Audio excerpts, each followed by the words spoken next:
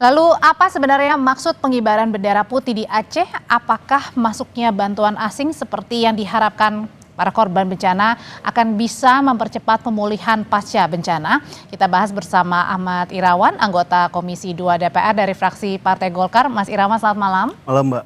Ada juga bergabung bersama kami Humam Hamid, Guru Besar Universitas Syah Kuala Aceh. Selamat malam, Pak Umam. Selamat malam, Audrey. Ya, saya mau tanya dulu ke Pak Umam. Pak Umam, sebenarnya bendera putih saat ini yang dikibarkan warga Aceh mensyaratkan apa, Pak, sebenarnya? Itu gampang sekali. Itu kan orang-orang yang bukan putus asa, tapi itu isyarat darurat. Jadi masyarakat Aceh itu dalam bacaan saya mengibarkan bendera putih itu menyebutkan bahwa negara belum sepenuhnya hadir dengan mereka. Itu aja persoalannya. Kan ada bantuan yang sampai sekarang dilakukan, baik itu misalnya melalui laut, melalui udara. Itu tidak cukup bagi warga di sana. Apa yang sebenarnya dirasa paling kurang? Sebenarnya udah dijawab oleh Pak Prabowo kemarin. Ya, sebenarnya semua ini sekarang kalau kita lihat, kita putar semua, ada 3 bupati yang menyerah. Ya, ada gubernur yang menangis. Ya, ada seorang Prabowo yang begitu kuat, begitu sampai ke melihat kenyataan di lapangan, itu dengan spontan keluar, saya tidak punya tongkat Nabi Musa. Itu artinya apa? Dia secara nggak sadar sudah melihat beban yang amat sangat besar. Beberapa asesmen mengatakan bahwa siklon kali ini itu, senyar ini itu lebih dahsyat dari tsunami. Itu aja persoalannya. Dan negara malah saja sampai hari ini belum mampu, kebutuhan warga belum sangat mampu gitu. Itu aja, Audrey. Oke, jadi kalau jadi begini, ada memori kolektif yang nggak bisa dilupakan.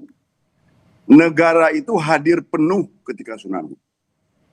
Dan ini hari ke-20 hari ini. Bayangkan Banda Aceh saja, ibu kota Aceh, yang tidak ada urusan dengan senyar 25 ini, hari ini masih mati kota ini. Listrik tidak ini ada maksudnya? Listrik, tidak ada telepon. Ini susah sekali ini. Ya, jadi sebenarnya tanpa bendera putih pun kita sudah tahu amat sangat darurat untuk Aceh. Jadi bendera putih itu adalah ekspresi save us, itu aja. Oke, Mas Irawan, ini warga sudah menyerah. Menyerah bukan berarti yang bagaimana, tapi menyerah pada keadaan dan bermaksud untuk ayolah begitu, ada bantuan yang lebih. Selama ini ternyata bantuan-bantuan yang dirasakan tidak terlalu benar-benar terserap oleh masyarakatnya, Mas Irawan. Apa yang terjadi sebenarnya? Memang kalau kita tadi mendengar Prof. Uman, ini adalah satu bentuk ekspresi yang disampaikan oleh masyarakat di Aceh, dan saya kira ini juga harus didengar oleh pemerintah, tetapi tidak hanya pemerintah pusat yang terus menerus kemudian dituntut untuk kemudian melaksanakan kewajiban negara, tapi ini harus terbangun satu kerjasama yang penuh antara pemerintah dan pemerintah daerah untuk kemudian memenuhi ekspektasi masyarakat di yang terkena dampak bencana tadi. Tapi yang perlu saya sampaikan di dalam forum ini bahwa sebenarnya yang dilakukan oleh pemerintah pada saat ini, bahkan kalau kita lihat hasil rapat paripurna kabinet terakhir itu, semua Presiden sudah mengarahkan agar ada pengerahan sumber daya ke daerah bencana tersebut. Dan saya kira tadi termasuk tadi yang disampaikan bahwa sebenarnya makna yang dimaksud oleh Pak Prabowo terkait bahwa tidak punya tongkat Nabi Musa itu yang tadi juga disampaikan oleh Prof. Umam, sebenarnya lebih kepada bahwa tidak ada penanganan bencana yang bisa selesai dalam sehari gitu. Memang membutuhkan satu proses yang saat ini sedang dilaksanakan oleh pemerintah. Oke. Saya mau nanya kembali kalau gitu ke Pak Umam. Pak Umam, sebenarnya kalau dari katakanlah dari skala 1 sampai 10 sebenarnya tolak ukur yang bisa dikatakan yang bisa terasa bantuannya ini dari skala 1 sampai 10 berapa bisa dinilai kah Pak Umam? Sangat suka untuk menilai. Sekarang begini, bayangkan puluhan ribu rumah di paling kurang 5 kabupaten kota itu, paling kurang 5, itu tertimbun lumpur 2,5 meter. Dan sampai hari ini belum ada huntara.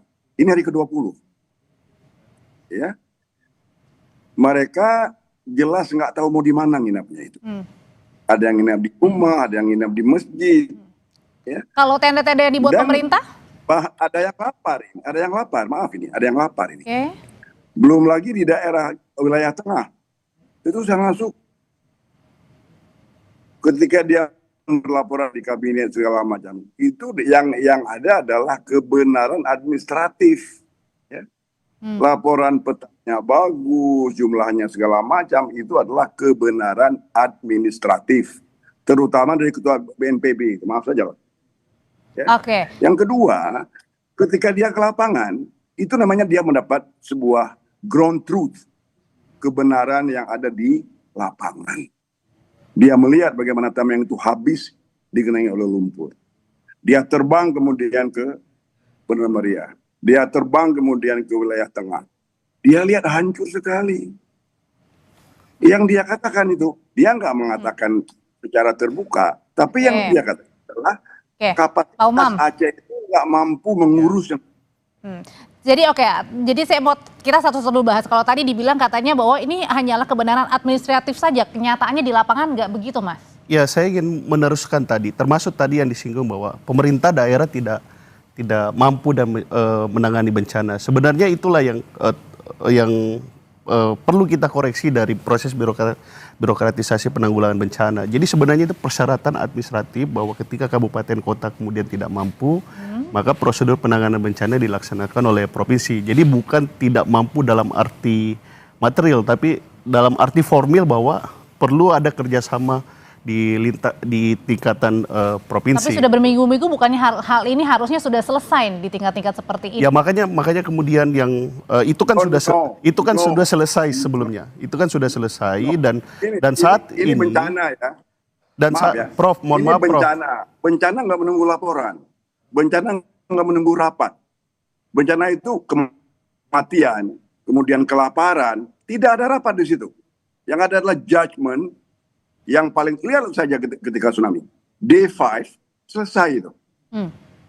Ini sudah hari ke-20. Tolong Pak Irawan ini ngomong di DPR. Kita mau dengar di DPR. Diam semua di DPR RI di Jakarta. Membiarkan saudara-saudaranya itu di Sumatera Barat, di Sumatera Utara. Artinya dirasakan sama warga ini terkesan ada pembiaran. Nah itu yang sebenarnya begini.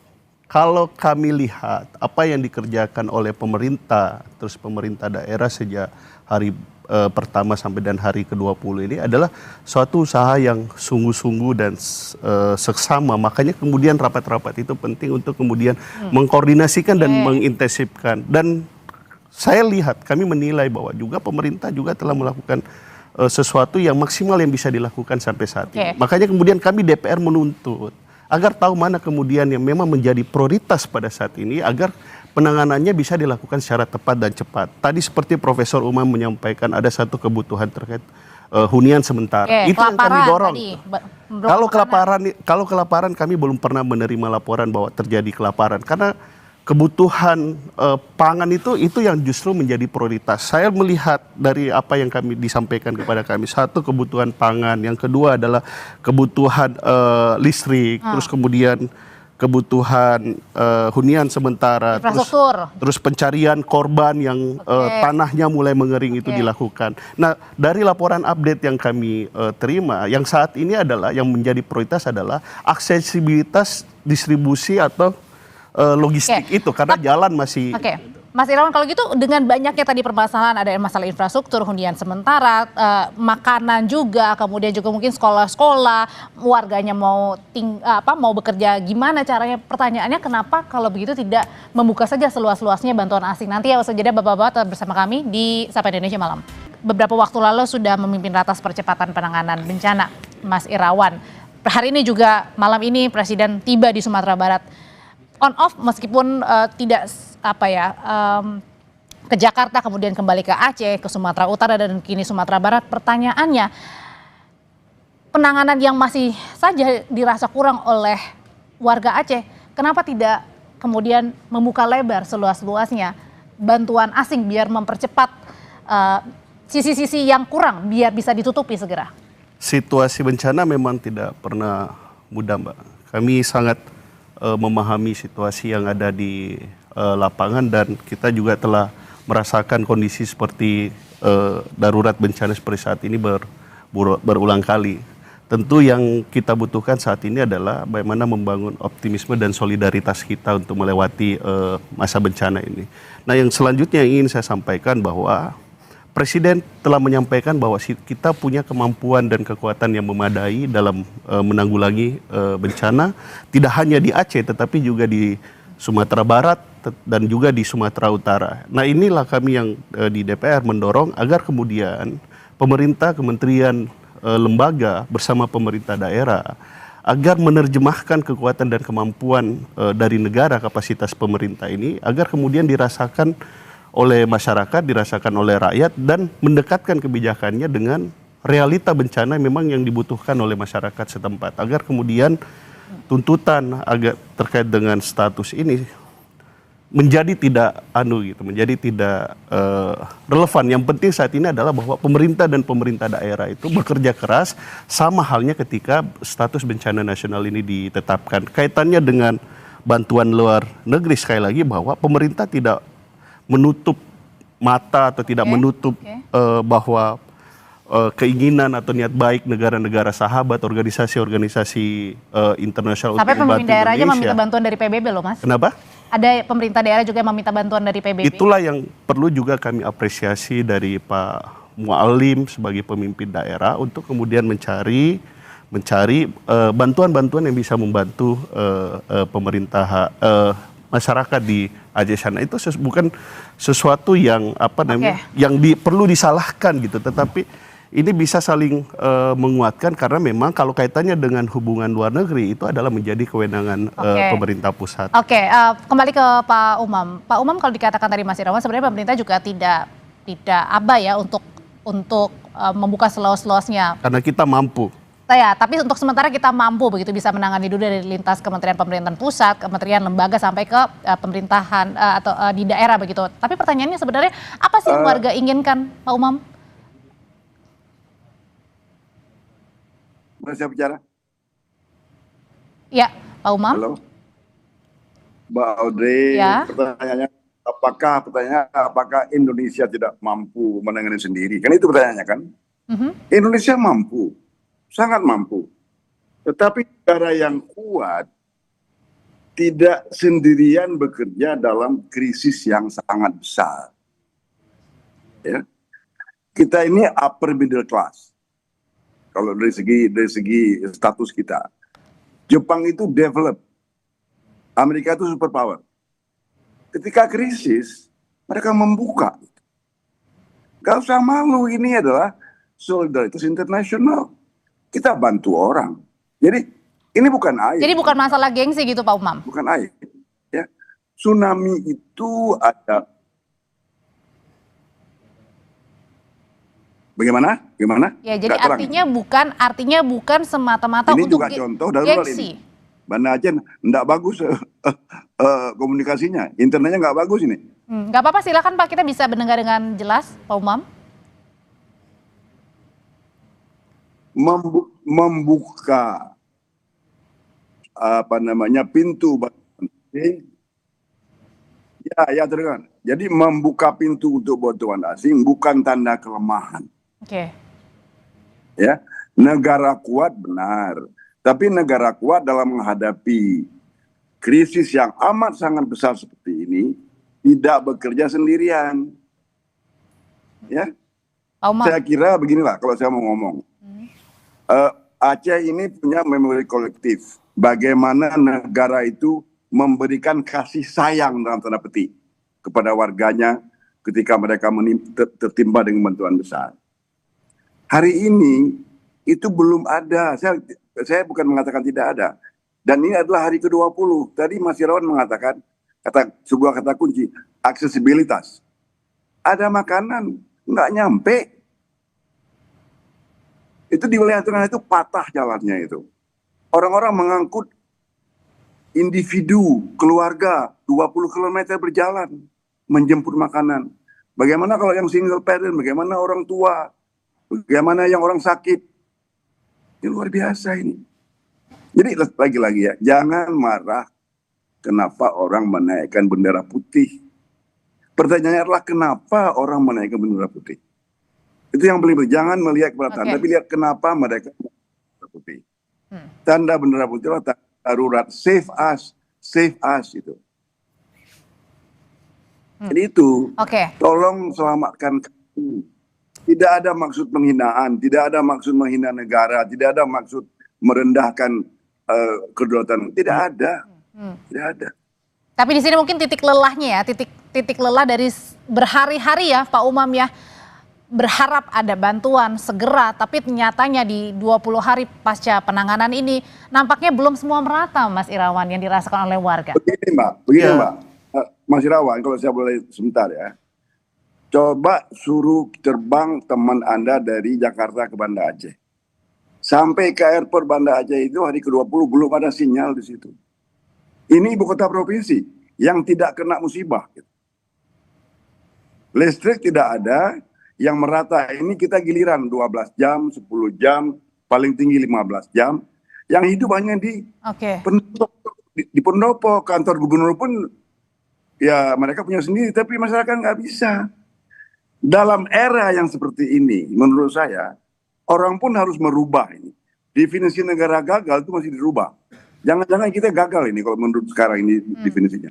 Oke, Pak Umam kami sudah tangkap. Kalau gitu pertanyaannya Mas Irawan, gimana caranya meyakinkan para korban banjir ini? Jadi pernyataan-pernyataan ini bukan hanya sekedar ucapan, tapi benar-benar realita dan semuanya terasa. Tadi seperti Pak Umam bilang, kasih sayangnya itu sangat terasa sekali ke semua lapisan. Iya, negara dan pemerintah sangat memahami apa yang kemudian dirasakan oleh masyarakat di Aceh, Sumbar, dan Sumatera Utara saat ini. Makanya kemudian di rapat kabinet paripurna terakhir yang kami juga saksikan, semua sumber daya negara, sumber daya pemerintah pada saat ini diarahkan untuk kemudian melaksanakan tanggap darurat dan tahapan rehabilitasi di sana. Makanya kemudian saya termasuk meyakini bahwa adanya bendera putih yang ada di PD Jaya atau di sepanjang jalan tersebut tidak membuat negara merasa lebih rendah atau tersinggung dengan keadaan tersebut. Oleh karena itu bahwa kami DPR mendorong agar kemudian titik-titik yang memang ada pengibaran bendera putih tersebut sebagai satu ekspresi bahwa ada harapan untuk kemudian mendapatkan intervensi pemerintah atau kebutuhan pokok yang harus dipenuhi oleh pemerintah untuk kemudian segera mencari titik-titik lokasi tersebut agar kemudian memang negara atau rakyat merasakan peran serta negara atau pemerintah dalam menanggulangi bencana dan memenuhi harapannya untuk kemudian mendapatkan pertolongan terkait dengan kebutuhan pokok tersebut.